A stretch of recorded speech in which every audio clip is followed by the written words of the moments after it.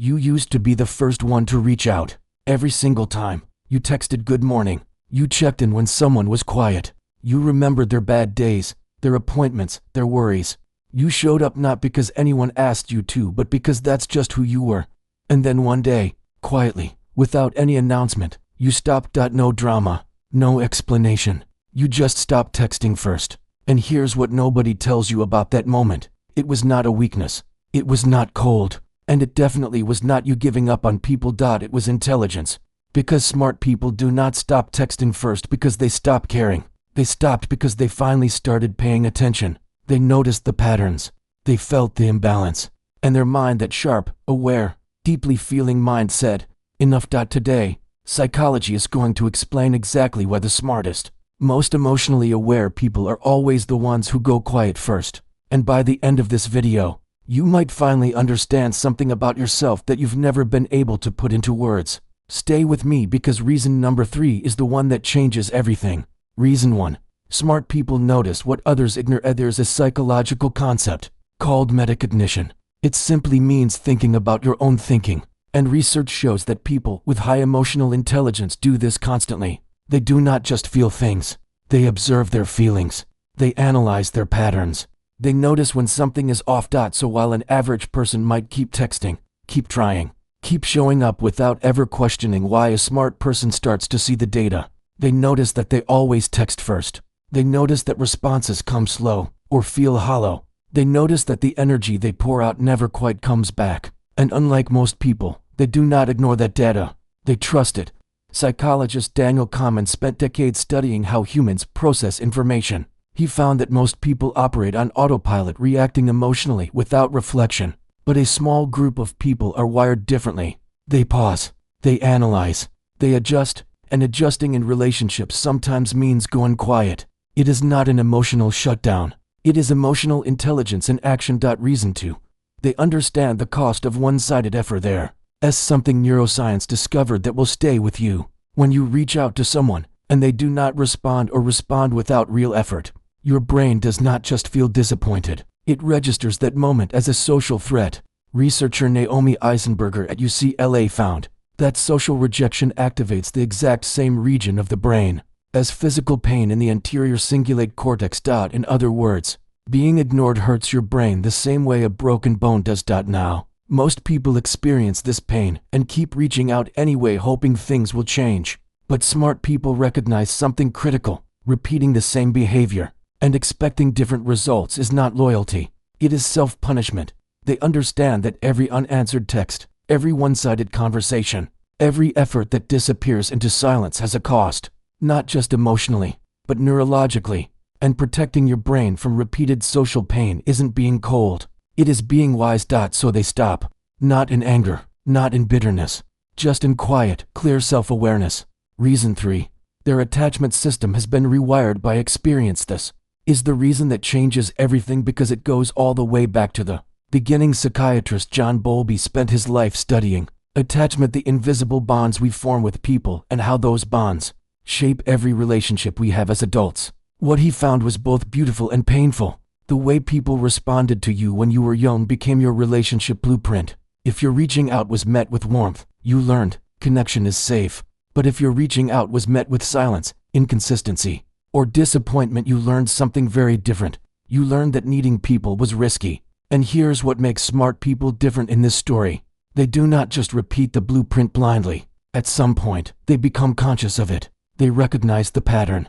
They realize they have been pouring energy into people who mirror the same emotional unavailability they experienced before. And with that recognition comes a choice. They stop texting first, not because they have given up on connection, but because they have grown tired of choosing the wrong connections. They're not withdrawing from people. They are drawing from patterns that no longer serve them. That's not avoidance. That's evolution. Reason 4. Silence becomes their most honest language. There's a psychological condition called alexithymia. It comes from Greek and means no words for emotions. People who experience this don't feel less. In fact, they often feel more deeply than anyone around them. But somewhere along the way, they lost the language to express it. And when you cannot explain what you feel, you stop reaching out. Not because you don't care, but because words feel inadequate for the weight of what's inside you. But smart people take this one step further. They realize that sometimes silence communicates what words never could. When they stop texting first, they are not playing games. They're not being passive-aggressive. They're sending the clearest, most honest message they know how to send. I have been showing up, and I am tired of showing up alone. Their silence is not a wall. It is a mirror reflecting back exactly what they have been receiving, and the people who are paying attention will feel it.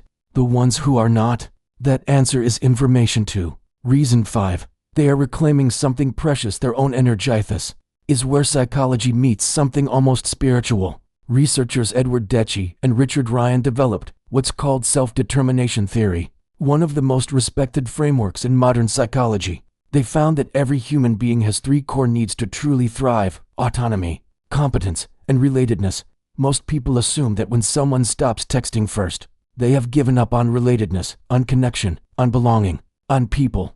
But that's completely wrong. What they have actually reclaimed is autonomy. For years, they gave their energy freely to everyone who asked, to everyone who needed, to everyone who took without noticing.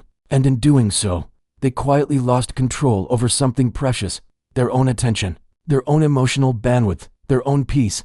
When smart people stop texting first, they are not pushing people out. They are pulling themselves back in. They are sometimes choosing for the first time who actually deserves the gift of their energy. Not everyone, not automatically, but intentionally, consciously, selectively. And that shift from giving endlessly to giving intentionally is not isolation. That is the beginning of self-respect. So let's bring this full circle. You stopped texting first, and maybe for a long time, you wondered if something was wrong with you. Maybe you called yourself distant. Maybe someone else called you cold. Maybe you felt guilty for a silence that felt more honest than anything you'd said out loud. But now you understand. You did not stop reaching out because you stopped caring. You stopped because you cared so deeply and for so long that your mind, your brain, your entire nervous system finally said, I deserve the same energy I give. That's not coldness. That's clarity. That's not giving up on people. That's finally showing up for yourself. Smart people do not go silent because they are broken. They go silent because they have learned sometimes the hard way that their energy is not infinite, that their presence is not something everyone deserves by default, that real connection is not built on one person always reaching first. It is built on two people choosing each other equally, consistently, without keeping score, but also without pretending the score does not exist. And if you are watching this right now, if this video found you at the exact moment you needed it, I want you to hear this. Your silence was never the problem. The problem was a world that got so used to your effort that it forgot to match it. You are not too much. You are not too sensitive. You are not broken for needing someone to meet you halfway. You are smart enough to know your worth, and brave enough to protect it.